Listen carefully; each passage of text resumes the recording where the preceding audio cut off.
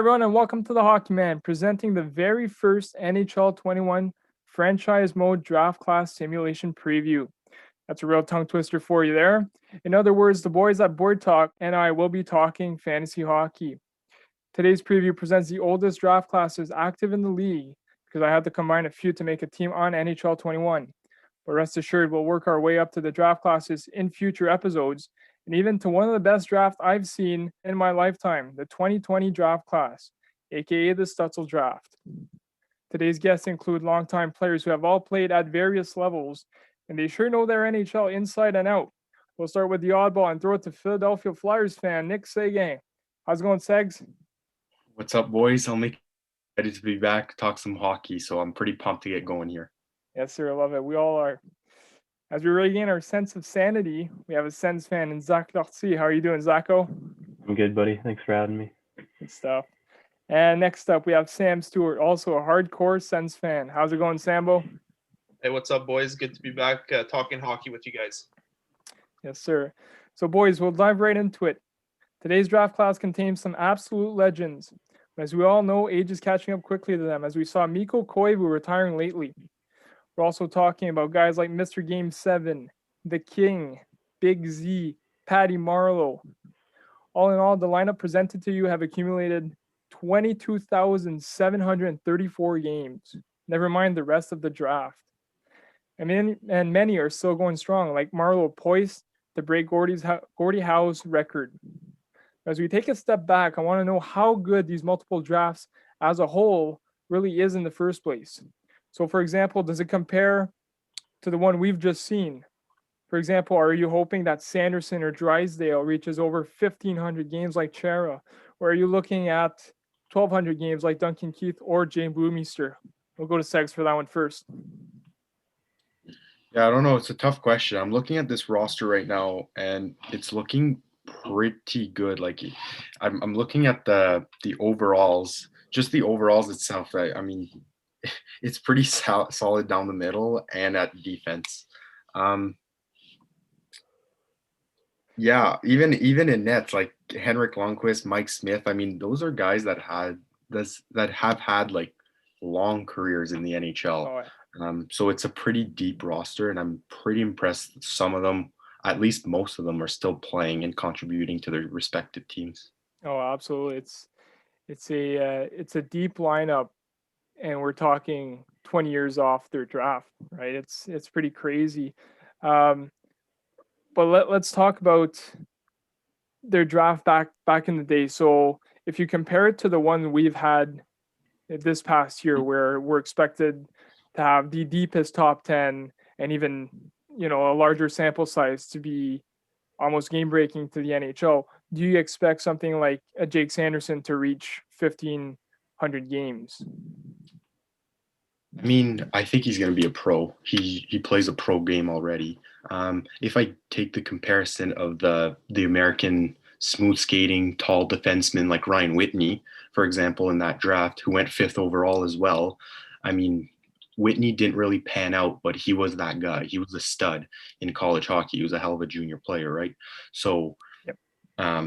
Whitney said it himself. He said that Sanderson skated way better than him, moved the puck way better than him, and defended way better than him. So I expect Sanderson to have maybe a little bit better career than Whitney.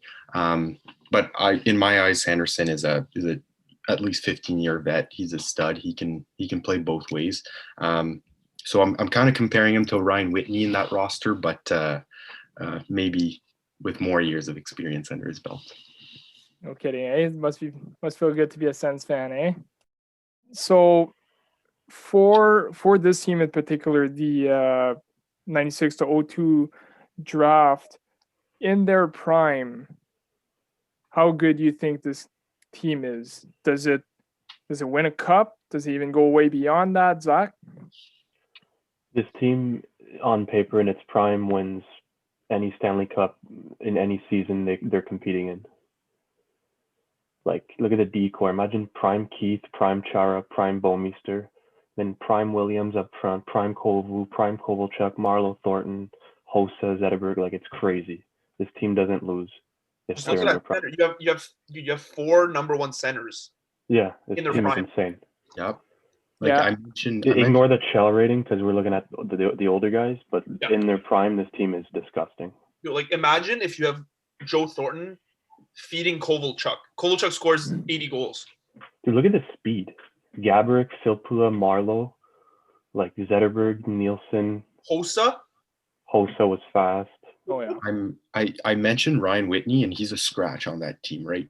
Yeah. And Whitney had a pretty good start to his career, but like, man, like Duncan Keith, Zdeno Chara, like Boychuk had a bomb from the point. He could run a power play back in the day. Jason Spezza in his prime was top 10. Guy, I know we're not talking prime here, but like, man, like just in their prime at that moment, like Spezza's a top 10 player. So it'll be really interesting to see like the simulation and all that and their overalls and how they mesh. But on paper, it's looking really good. Yeah. And there's a lot of guys on this team that in their prime have won cups. Oh yeah. Let alone on a team like this. So yeah, I think these guys are stacked.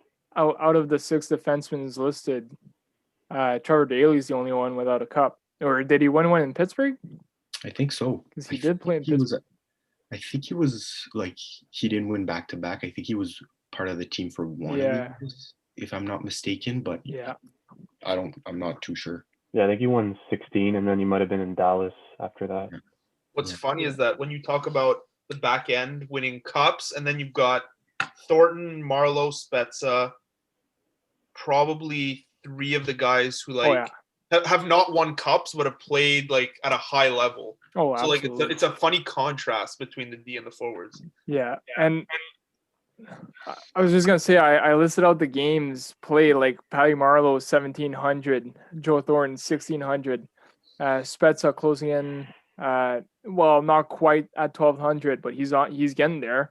But yeah, like nothing to show for in terms of cups, but like the the longevity and the skill and the dynamic play has been like a huge part of their game, right, for so long. We talked about their prime. Now for today, as we look ahead to the simulation, how well do you think this team compete? Because let's be real here, like when Mikko Koivu's an 83 overall, it doesn't even have to be in terms of NHL 21 language. Like if Mikko Koivu's your first center, your team's a little bit in trouble here. Sam? Yeah, absolutely. Like we talked about their primes. Like obviously they're all studs in their primes. Now, when we're talking about a bit later in their careers and they're rated a bit lower in NHL 21, it's going to be tough for them to compete with teams that have centers like McDavid, Crosby, McKinnon, whatever, the top players in the game. It's just, they're past their prime. It's going to be too hard for them, in my opinion, to compete, to keep up. Like the speed is obviously decreased. And we all know the game's a speed game now, right? If you can't skate, you can't play. So I just think it's going to be really hard for them to compete. But, you have old pros who are still skilled, they might surprise us. Yeah, no kidding. The veteran presence is definitely alive on this team. In terms of identity, like we know their offense is not necessarily their strength, especially not their speed. But a strength I would say is probably their defense and probably the experience they have on the back end and the way they can make smart decisions. That'd probably be fit inside the identity. Yeah, I mean, you said it best. I think they're going to be more of a meat and potatoes team during the simulation.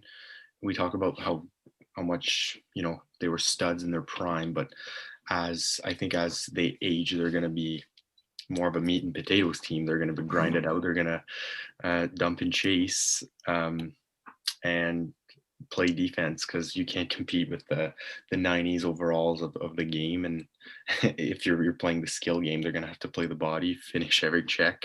But I'm curious to see how Lundqvist does in the simulations. Oh yeah, absolutely. We haven't talked about him.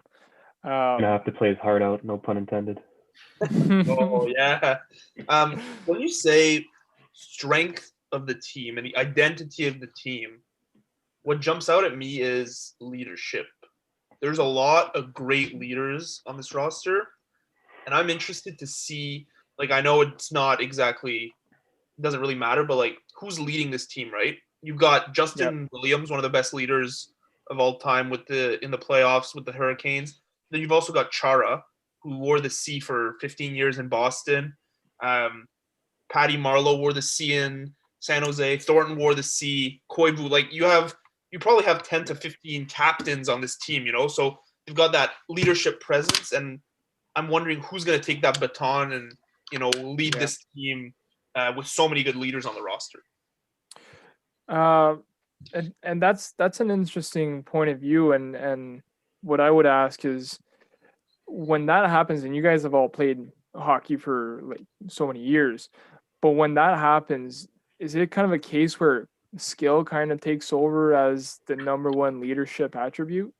I mean, you'd have to ask Nick. I was never a leader on any of my teams, so you'd have to ask Captain there. I think he's the only one that wore the C at any high level.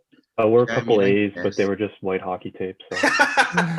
I mean, I guess like I've been on both sides of it, where I was kind of the rookie or didn't have that leadership role, and had teams that I've been on where I had those responsibilities. At the end of the day, you kind of can tell when it's forced and when it's just natural. So when you come into a locker room and guys are actually welcoming and it's actually genuine, and they're taking the leads on warm-ups, and it's not just like the fist pumps before going on the ice or picking up pucks in front only when the coaches sees, that's when the leadership really comes out. So the natural leaders will be apparent. I look at a guy like Thornton. Thornton is just a natural winner. He's a gamer and he's a leader. He won't change his character, whether he's on the Leafs, on the Sharks, or on the Blue Jackets, right? So, or whether he's for Team Canada, he'll go about his business. So, I think when you look at leadership, it's definitely a collective effort, but the good leaders always stand out in a positive way.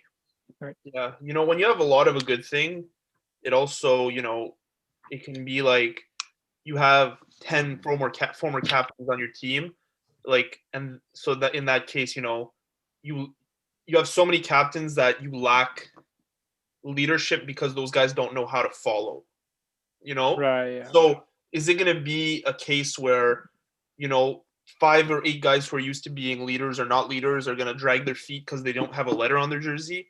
Or are they going to, follow the guys like Thornton who keep their leadership role? That's my question. I'd say it'd be the latter, just because of how many captains you got on this team. I feel like every time you hear an interview of a guy after he's been awarded a C or an A, he says, yeah, you know what, it's a letter, but I'm not going to change anything in the way I approach the game. And these guys, I feel like, know that more than any young guy out there.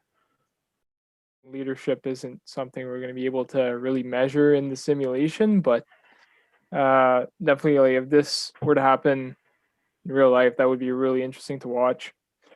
Kind of like the Sens when 5 years down the road, having Stutzel, Shabbat, Kachuk, it's all Stanley Cup material. I'm not even worried about it. Keep going. That's all I need to say. So as we near the actually, I got one more question for you guys before we hand over our predictions, if you will. Who picks up on the points on this team? So you got Kovalchuk on the first line, who's a natural goal scorer. Patty Marleau with tons of speed still. Koivu and Thornton, 2 more or less playmaker guys, and then Steen Williams, probably clutcher guys if you want. But anyone in particular that really picks up the points? I mean, Kovalchuk's going to score, obviously. What I can see problem-wise is he's your only really natural goal scorer that I can see on the roster up front. Thornton and Spezza, 2 of the best playmakers of all time. Zetterberg, too. You can put that in that conversation. Yeah. But who else is going to score the goals, right? Somebody's going to have to step up. Is it Williams? Marlowe's a good goal scorer. Is he going to step up to that level where he can score 30 goals in a season and be a driver? I don't know. But that's a main concern for me, is the goal scoring. The playmaking is there. And then when I look at the blue line, Duncan Keith is a great offensive defenseman, but then you don't have any other offense, right? Chara, Bomeister, Boychuk, Daly, and Hainsey were not known for being scorers. So, that's you're not getting much offense on the blue line, but the team will score. It'll just have to come from guys who are not used to scoring. Yeah, Sam mentioned all the good players, but I'll go off the board and say Alex Steen. I think he's the dark horse of the team. He's had a great career, a consistent one, right? He's always contributed. He can play up and down your lineup. He can kill penalties, and he can be on the power play, net front, or even bumper guy. So I think Alex Steen's going to be a real key piece in that roster if they want to see success in the simulation. Yeah, my sleeper for being up there and on the scoring lead for this team is Keith, because I wouldn't be saying this if it wasn't a Chell simulation, but because it is, I know how many one-timers from the point are going to be made, and I'm looking at the 85 rating. I'm looking at the top pairing, him feeding Chara, and he's going to blast those home. I think I got Keith. Yeah, good stuff. So for the simulations, you guys have any predictions? So how many games? It's a whole season, so it's 82 games. Okay, 82 games. Yeah, fair. So I'm going to say they don't get more than 41 wins. I think they're below 500, unfortunately. I think they're around the 33 win mark. So I can't really do quick math, but 33 wins is my prediction. With about 10 overtimes. I think they'll compete. I think it's going to be overtime losses, and skill will take over in the 3-on-3. But I think they'll compete and kind of tie the regulation to go into those overtime losses, but around 10 overtime losses for me. Yep. Zach? Yeah, I don't have them making playoffs unless it's like Montreal making playoffs last year. Yeah, we need COVID help, eh? Yeah, a little throw bit. That in there. Just based off of they're all rated significantly lower than they would be in past years. Yeah, but I see a good goalie, so I see them playing meaningful games into February, maybe March, but not much past that. Yep, makes sense. Sambo? Yeah, so like kind of echoing what they're saying. I'm a little bit less bullish on them. I think they're either going to finish a little bit lower. Like they won't be with Ottawa, Detroit, or San Jose in that bottom tier. They'll be better than those teams. I could see them finishing in the 20 to 25 range. Decent team. Their ratings are not terrible. For older players. They've got a good goalie in Lundqvist who can steal them some games. Mike Smith as a backup has a higher rating than I thought he would. So, he might be able to steal them some games too. Solid first pairing. Kovalchuk will get you some goals, but I can't see them winning more than 28 games. They're definitely not making the playoffs. So yeah, missing the playoffs by 5-10 points. So, disappointing season for sure is what I'm expecting. Yeah, I'm with Sam on that one. I think they're gonna get cranked. I don't think they have the top 6 depth or the bottom 6 depth, which is really gonna hurt them on the long run. But on a good side of things, if I were to continue the simulation down the road, they would pick up a bunch of first overall picks. So that's not too bad. I didn't give a number, so if you said 33 wins, I'll say 28. Oh man, you stole my thunder. Yeah, Sam's in 28. Oh, did you really? Yeah, man. Stealing my thunder. I'll go Price is Right 29 then, but great guess, Sam. Buddy, he's Price is writing me right now. Yeah. Yeah, I'm definitely going under that, probably 27, 26. Do you think they finished dead last? Yeah. I think that bottom 6 is terrible. What season? Is it the 2021 season that you're simulating? Yeah. Oh, so you think they finished under Ottawa? Yeah, I do think they finished under Ottawa. I think their bottom 6 depth is terrible. Damn, okay. But we need Owen Power. They don't need shit. That's true. They don't need anything, bro. Well, you know what? In the beautiful world of fantasy hockey, they don't even exist. So I think we'll get them anyway. Anyway, boys, any final thoughts? I had no idea McElhaney was that old. Yeah, he's been former auto senator too, eh? And Oh, yeah. yeah, he's an old dude, but he's been good. I thought he's playing better. He's playing better nowadays than when he played with Ottawa back in like 2010. So That's pretty usually how impressive. it goes, right? Just echo Zach, man. Like the guys that I'm seeing on here are surprising me. Like some of the guys, like, I did not know they were this old. Like guys like Filppula, bro. I didn't know he was an 02 Oh, draft pick. Like And I thought this guy was still like 32. yeah, same. You know, and even like Steen, like I knew he was older, but like, Yeah. damn, man, I didn't know they were this old. And I think Chara, like I would expect him to be like maybe in a 2000 to 02 draft, but 96, that's the oldest guy on the roster. That's impressive stuff. It's crazy that he's still an 84 overall. Oh, it's unbelievable. Second highest rated, and he's the oldest one there. 96 draft pick. Like we weren't born, man. 3 years before we were born. No. Yeah, I know. It's something. Anyway, boys, I want to thank you. It's been a blast and a privilege to kick off this new series with you guys. That'll do it for preview 1 of many to come. Thank you for watching, and stick around for the upcoming simulation, as well as other episodes concerning all other drafts. Thanks, boys. Thanks for having us.